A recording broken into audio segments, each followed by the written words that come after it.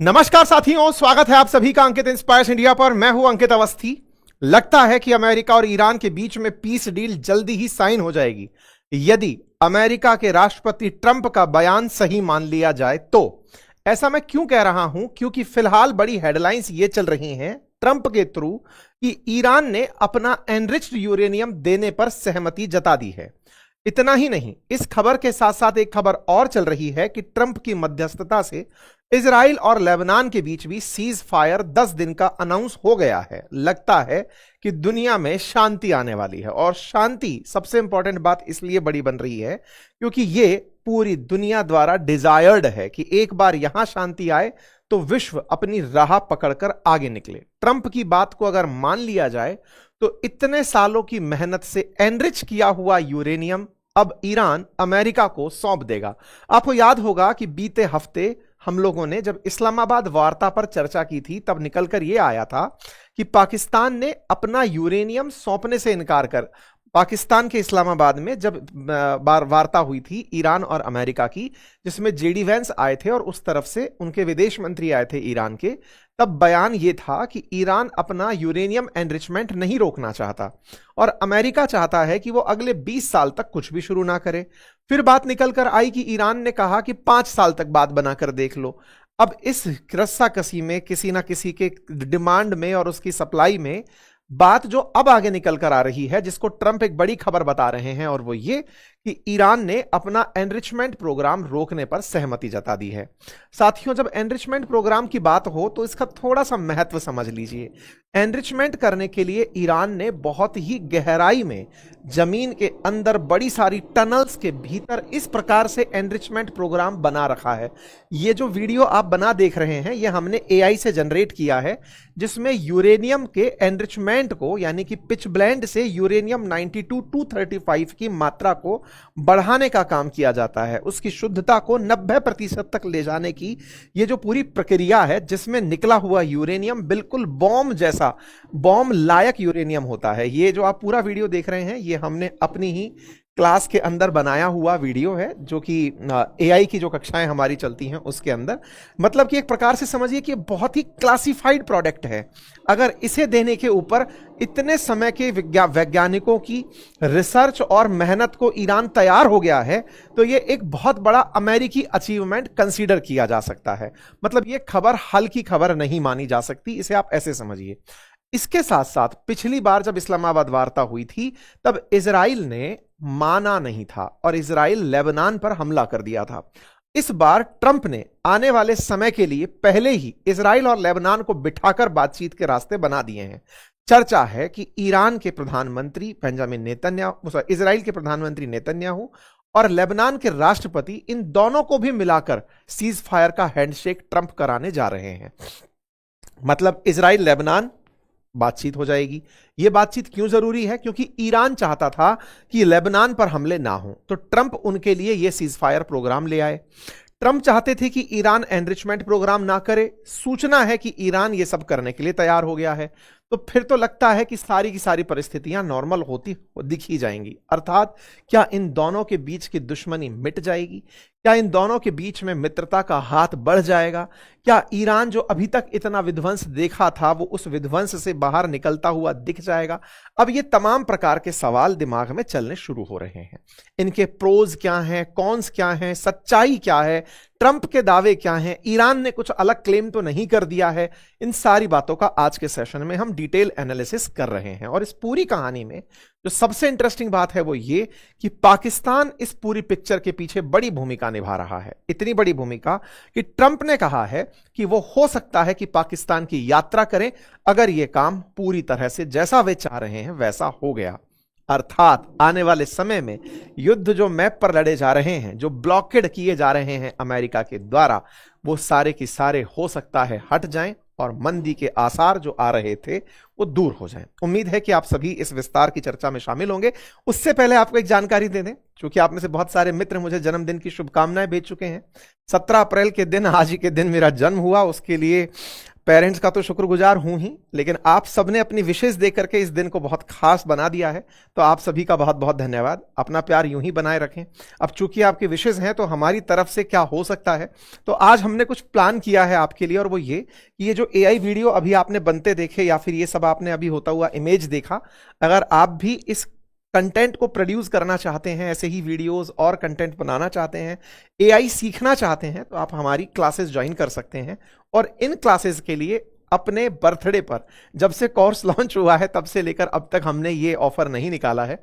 ये first time है कि हमने अपने जन्मदिन पर, शुरुआत से हम 33% डिस्काउंट देते आ रहे थे, आज के दिन पर हमने 17%, 17 अप्रैल को ध्यान में रखते हुए एडिशनल डिस्काउंट ऑन 33% अनाउंस किया है। यदि आप चाहें तो हमारा कोर्स ले सकते हैं। एआई मास्टरी क्लास है जिसमें हमने लगभग 30 से अधिक एआई टूल्स आपको सिखाए हैं, साल भर की वैधता के साथ आप उनका इस्तेमाल करते हुए वीडियो क्रिएशन हो, इमेज क्रिएशन हो, स्क्रिप्ट राइटिंग हो, वेबसाइट मेकिंग हो, तमाम वो फीचर्स जो आप एआई से कर सकते हैं। इंडिया के बेस्ट कोर्सेज में से एक कोर्स आपके लिए उपलब्ध है, लिंक कमेंट बॉक्स में पिन है। उम्मीद है कि आपको ये रिटर्न गिफ्ट मेरी तरफ से पसंद आएगा। चलिए साथियों आगे बढ़ते हैं। तो अभी का चर्चा यह है कि अमेरिका का मानना है कि ईरान उसे एनरिच्ड यूरेनियम सौंपने पर सहमत हो गया है, और इस सहमति के लिए वो जल्दी ही समझौता कर लेगा, और जैसे ही समझौता होगा दुनिया के अंदर ऑयल की सप्लाई भरपूर मात्रा में हो जाएगी। ये बात ट्रंप ने अपनी तरफ से कही। ट्रंप से पत्रकार सवाल यही पूछ रहे थे कि सर वो 20 साल का मिनिमम प्रोग्राम क्या था जो आप लगा रहे थे। ट्रंप ने कहा कि वो न्यूक्लियर वेपन नहीं रखेंगे। अच्छा, आपको मैं याद दिला दूं कि ईरान के अंदर ये ऑलरेडी क्लेम्ड है कि इनके पास फोर्दो, नातांज, इस्फहान, इन सभी जगह पर न्यूक्लियर फैसिलिटी है। इस्फहान के बारे में कहा जाता है कि इन्होंने पूरी मिसाइल कैपिटल बना रखा है, अंडरग्राउंड में मिसाइल खड़ी हैं, और साथ ही साथ यूरेनियम एनरिचमेंट भी इनका यहां पर चलता रहता है। तो अभी रिसेंटली आपको यदि याद हो तो इसी क्षेत्र के आसपास, इस्फहान के पास में ही अमेरिकी पायलट्स गिरे थे। आपको याद हो तो F-15 फाइटर जेट्स को ईरान ने जब निशाना बनाया था तो फाइटर जेट्स से निकले हुए पायलट्स इसी क्षेत्र में गिरे थे। क्लेम किया जा रहा था कि अमेरिका इस इस्फहान में ही रखे हुए यूरेनियम को निकालने के लिए अपने पायलट्स को भेजा था, जो इतना लो लाइफ फ्लाई कर रहे थे। ऐसे क्लेम आए थे, मतलब लोगों का मानना था कि ईरान के यूरेनियम को चोरने के लिए अमेरिकी फोर्सेस गई थी। यह बात क्लेम ज्यादा सही माना क्यों गया? क्योंकि ट्रंप के कई दावे ऐसे थे जिसमें उन्होंने यह कहा था कि मैं 10,000 से अधिक सैनिक भेज रहा हूं मिडिल ईस्ट की तरफ, इस पूरे वेस्ट एशिया की तरफ, ताकि इस क्षेत्र में नियंत्रण स्थापित करते हुए यहां पर रखे हुए यूरेनियम को हम उठाकर ले आए। तो बोले अमेरिका ने उसका यथासंभव प्रयास किया, लेकिन वो एग्जीक्यूट नहीं हुआ। आपको याद होगा हमने इस पर एक डिटेल सेशन भी किया है, और ये मतलब इस पर चर्चा खूब ज्यादा हुई थी कि ईरान से यूरेनियम छीनने की तैयारी अमेरिका कर रहा है, लेकिन वो सक्सेसफुल नहीं हुआ। उसने प्रयास भी किए, पायलट भी गिर गए उसके, और काफी ज्यादा उसका नुकसान हुआ। ये बात खुद ईरान के डेप्यूटी स्पीकर ने ऑन कैमरा कबूल मतलब स्वीकार की कि साहब देखो इस तरह से इन लोगों की तैयारी थी, और इसी तैयारी के बाद में अमेरिका पाकिस्तान में आकर के बातचीत के लिए तैयार हुआ, और उसने माना कि भाई ठीक है, अगर हमें आप अपना यूरेनियम सौंप दोगे। असल में अमेरिका और इजराइल को डर यह है कि अगर ईरान ने न्यूक्लियर बम बना लिया तो उसका सबसे पहले उपयोग इजराइल या अमेरिका पर करेगा, और उसका इस्तेमाल होते ही उसका जो बार बार इजराइल मुर्दाबाद या अमेरिका मुर्दाबाद का जो नारा है वो पूरी तरह से सक्षम हो जाएगा। तो बोले हमें उससे डर लगता है, तुम इजराइल को धमकाना बंद कर दो, अमेरिका को धमकाना बंद कर दो, न्यूक्लियर प्रोग्राम रोक दो, हमें तुमसे कोई दिक्कत नहीं है। इन्हीं बीच में अचानक रशिया निकल कर आया और उसने कहा कि भाई अगर सारी परेशानी यूरेनियम की है और ईरान ने यूरेनियम एनरिचमेंट कर लिया है, तो हम अपनी तरफ से उस यूरेनियम को रखने के लिए तैयार हैं एज ए न्यूट्रल पार्टी। आपको याद होना चाहिए कि दुनिया में सबसे ज्यादा न्यूक्लियर वेपन इस समय रशिया और अमेरिका के पास ही हैं। हजारों की संख्या में न्यूक्लियर बॉम्ब हैं। इन्होंने अपनी तरफ से पेशकश करते हुए कहा कि ईरान अगर चाहे तो अपना एनरिच्ड यूरेनियम रूस के पास रख दे। हमने इसका शॉर्ट आपके सामने इंस्टा पर भी शेयर किया था, लेकिन ईरान ने इस मामले को स्वीकार नहीं किया। ऐसा निकलकर आता है, क्रेमलिन का दावा है कि यूएस हैज रिजेक्टेड इस प्रपोजल, मतलब कि इसने तो दिया था लेकिन अमेरिका इस बात को नहीं माना। अमेरिका ने कहा नहीं, हम रशिया में नहीं रखवाएंगे आपका माल, ईरान का जो यूरेनियम है वो अमेरिका को ही सौंपा जाए, हम यही चाहते हैं। उन्हें डर है कि गलती से कहीं ऐसा ना हो कि भविष्य में रशिया हल्के से ईरान को फिर से यूरेनियम सौंप दे। मतलब रशिया ने अभी भी वो मध्यस्थ वाली भूमिका पूरी तरह से नहीं निभाई। कुल मिलाकर अमेरिका इस यूरेनियम को कब्जे में लेने के लिए युद्ध शुरू किया था और यह यूरेनियम की वजह से युद्ध हुआ था, अब यह दुनिया मान गई है। जैसे इसको इराक वॉर से जोड़कर जब जब देखा गया, कहा गया कि इराक में सद्दाम हुसैन पर आरोप था कि उन्होंने बायोलॉजिकल और केमिकल वेपन बना लिए हैं। बुश को यह लगता था, लेकिन वास्तविकता में वो वेपन नहीं बने थे, उनको कहीं भी वो चीज नहीं बनी, लेकिन उन्होंने सद्दाम हुसैन को खत्म करने के नाम पर, इराक के ऑयल फील्ड पर कब्जा करने के नाम पर यह हमले किए थे। लेकिन ईरान के केस में ऐसा नहीं है। ईरान के पास यूरेनियम है, ईरान ने खुद इसे स्वीकारा है और इस वार्ता में बार बार यूरेनियम पर आकर बात जो टिकी है वो बताती है कि अमेरिका और इजराइल का डरना भी लाजमी है कि इनके पास यूरेनियम बॉम्ब जिस दिन बन गया ये बिना पूछे हमारे लिए मुसीबत खड़ी कर देंगे। तो ये इसी डर से चलते हुए ईरान से समझौते की लगातार बात कर रहे हैं। ट्रंप से पूछा गया कि क्या आप सीज फायर बढ़ाएंगे। ट्रंप की ही अगर सीज फायर डेट्स को माना जाए तो 21 अप्रैल तक सीज फायर है, उससे पहले यह वार्ता समाप्त हो जानी चाहिए। तो इनका कहना है कि ईरान आज उन चीजों के लिए तैयार हो गया है जिनके लिए वो पहले तैयार नहीं था। तो ऐसे में अगर ये बात है तो ये हमारे लिए अच्छी बात है। ट्रंप से पूछा गया कि वो तैयार क्यों हुआ। बोले हमने उनके 158 जहाज पानी में डुबो दिए। अच्छा, ये तो आप और हम भी जानते हैं कि IRIS देना नामक जो जहाज था जो भारत से ईरान जा रहा था उसे भारत के श्रीलंका के तट के नजदीक अमेरिकियों ने डुबो दिया था। लगभग 158 जहाज अमेरिका ने ईरान के डुबोए थे। तो ऐसे में अमेरिका का यह कहना कि हमने उनकी नेवी खत्म कर दी है और नेवी खत्म करके हमने उनको अब केवल तैरने लायक छोड़ दिया, कुछ काम लायक छोड़ नहीं दिया, वो कैसे?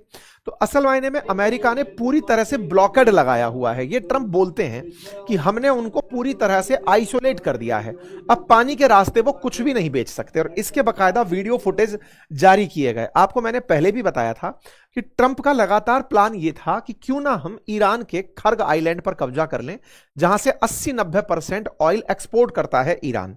ऑयल एक्सपोर्ट की कहानी क्या थी? कहानी यह थी कि ईरान खुद का ऑयल तो स्ट्रेट ऑफ हॉर्मुज से निकलकर बेचता था, लेकिन ये जो और GCC कंट्रीज हैं इनके ऑयल को निकलने नहीं देता था।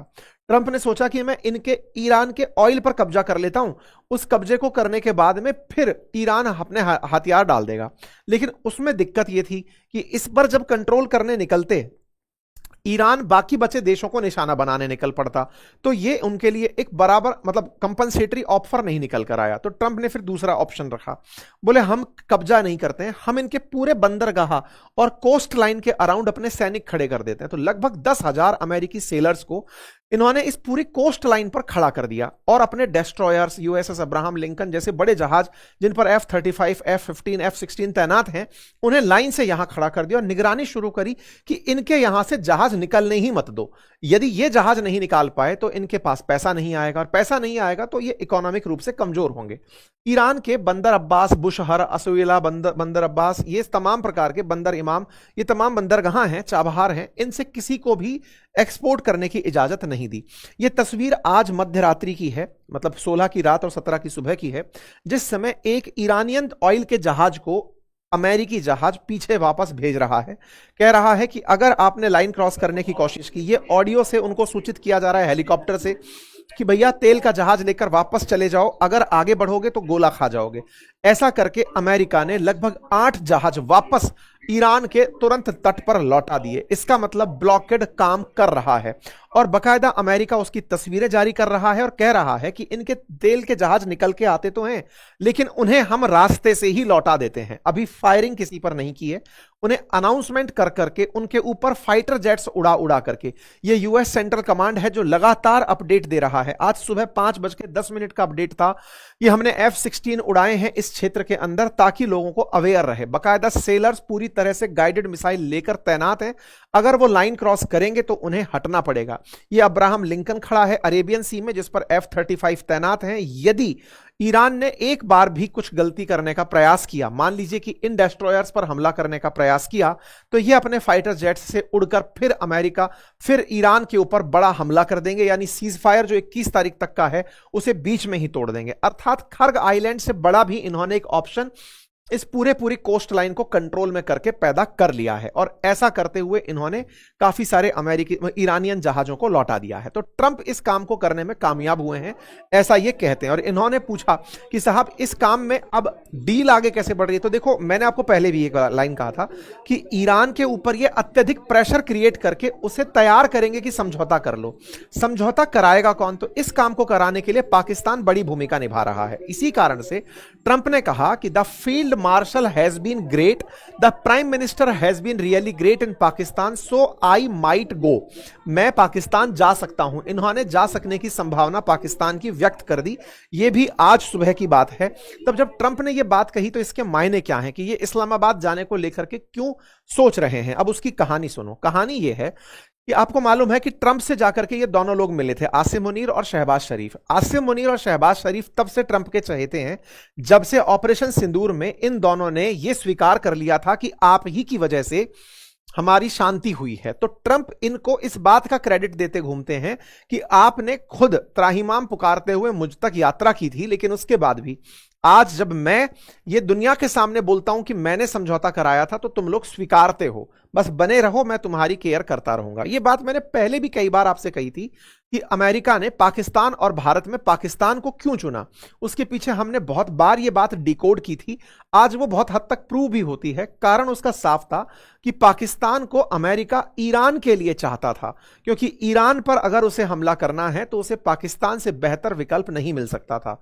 जिस तरह अफगानिस्तान के लिए पाकिस्तान ने भूमिका निभाई थी, ऐसे ही ईरान के लिए अगर कल को अमेरिका को ईरान में अगर जमीनी हमला करना है तो उसके लिए फिर से पाकिस्तान बिक सकता है।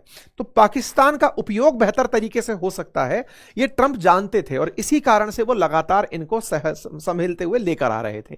इसका आपने असर भी देखा जब इस्लामाबाद के अंदर शांति वार्ता आयोजित हुई। पाकिस्तान के तमाम प्रयास ईरानियंस को बुलाने को लेकर या अमेरिकी उपराष्ट्रपति को ले जाने को लेकर ये इस्लामाबाद के अंदर टॉक्स हुई।